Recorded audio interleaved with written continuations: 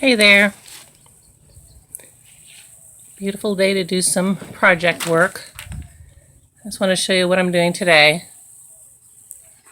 I have started the insulation.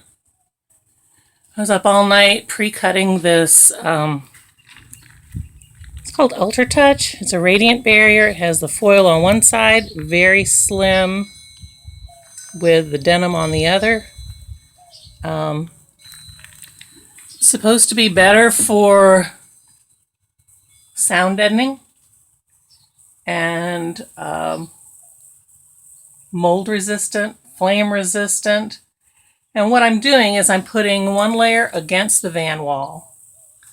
And then I am taking the panels that came with the van and I'm putting another layer on the interior side of that. So that means that I will have foil facing foil with an airspace in between. And from what I read, that's how you get a radiant barrier.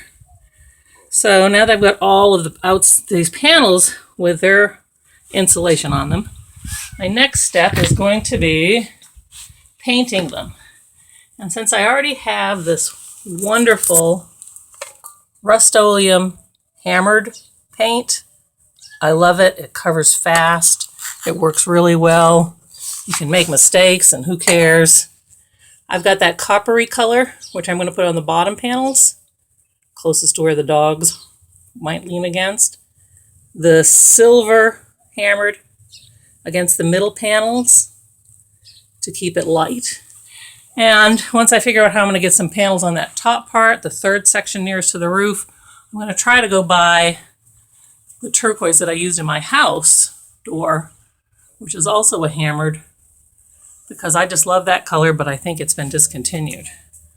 Now, as far as what I used for tools today, I'll tell you right now, I was paranoid about the 3M high strength spray adhesive to the point where I wore a face mask and swim goggles and rubber gloves and my hoodie. And that's why you don't see that on a video. It looked pretty bad. But next stage now, out here in my front patio, as I've laid down the 3 middle panels, and I'm going to be doing those silver. And hopefully I'll be able to get those to dry and put them up at least. I'll have 1/3 of the walls done. And if you saw my Facebook page, oh, also, I bought, instead of the little metal tool to do this roly thing, I just went to the dollar store and bought a cheap paint one for like 99 cents. And that way I didn't even take the plastic off, so I can use that for painting another time. But it did the same thing that metal thing would do. Oh, and another thing, Nashua tape foil with the stinking paper you have to peel off in the back. Well, I guess it's made to stick to foil okay, because that it does do. But it really sucks for sticking to anything else. It was good to keep them in place while I was cutting and getting ready to glue, but it's I got 2 rolls of that stuff and I'm not crazy about it. Didn't even use the stuff that I had prepared on the insides. So I'd say thumbs down on the Nashua like super cold weather tape, because it's also good for high heat. And I thought, well, inside my walls in Arizona, I want the best. And now I'm not even using it because it doesn't stick except to foil, evidently. Okay. Oh, and one more thing. Back in the van. Just for the heck of it. I did order, did I already say this? I did order my new mattresses, which again on Facebook I put. It's a A1 mattress here in Tucson. He is custom measuring them to fit both sides.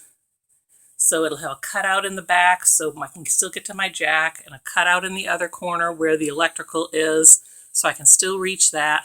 And the mattresses are going to be 27 by 72 by 5 inches thick. Picked out my own foam that I want in it. And for the price, well, I'll tell you, it was $140 per mattress. And to look up those truck Mattresses. To look up those truck mattresses, they're like $129 to $158 plus shipping plus tax. So for $300, I've got 2 custom-made mattresses coming to me by next Wednesday or Thursday. And to celebrate that fact, I went right over to Annie's Linens, and because Will Burson made fun of my psychedelic colors and my renditions of what I wanted my thing to look like, I went ahead and got me some psychedelic upholstery making material here, which I'll have sheets for the 2 different beds. Good deal, $9.99 each. They're bigger than what I need, but that's okay. And then a full queen spread that's very thin. But what I'm going to do with that is cut it in half lengthwise and then actually put the mattresses on top of the futon boards and do sort of like a sleeve on the long side, staple it to the board so I can slip those mattresses up in the sleeve, be sort of like upholstered, and be able to pull it back out. So I think that's it for now. Thanks everyone. Talk to you later. Bye.